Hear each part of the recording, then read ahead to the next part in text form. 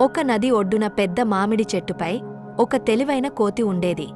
రోజూ రుచికరమైన పళ్లను తిని సంతోషంగా గడిపేది. ఒకరోజు ఒక ఆశగా ఉన్న మొసలి ఆ కోతిని చూసి ఓ చిన్న ప్లాన్ వేసుకుంది. నేను దానితో స్నేహం చేస్తే నాకు కూడా రుచికరమైన పండ్లు దొరుకుతాయి అనుకుంది. మొసలి కోతిని మెల్లిగా పలకరించి, అన్నయ్యా, మనం స్నేహితులం అవుదాం. నువ్వు నాకు పండ్లు ఇస్తే నేను నీకు నదిలో మంచి ప్రయాణం చేయిస్తా అంది. కోతి సరదాగా నవ్వి, బాగుంది, స్నేహం చేసేద్దాం అని మొసలికి కొన్ని మామిడి పండ్లు ఇచ్చింది. కాని కొన్నాళ్లకు మొసలి ఆశ పెరిగిపోయింది. ఈ మామిడి పండ్లు అంత రుచిగా ఉంటే కోతి గుండె ఇంకా రుచిగా ఉంటుందేమో అనుకుని దానిని మోసగించాలి అనుకుంది.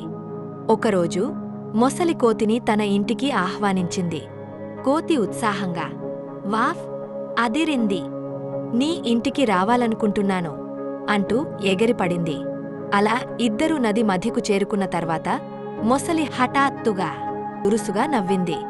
అయ్యో కోతి అన్నయ్యా, నిజం చెప్పాలి, నీ గుండె చాలా రుచిగా ఉంటుందట, కాబట్టి ఇప్పుడే దాన్ని తీసి తింటాను అంటూ తన పెద్ద నోటిని తెరిచింది. కోతి ఒక్క క్షణం ఆలోచించి తెలివిగా నవ్వి, ఓహ్, నా గుండెను చెట్టుపై పెట్టి వచ్చాను, ముందు నన్ను తిరిగి చెట్టు దగ్గరకు తీసుకెళ్ళు, తెచ్చుకుందాం అంది.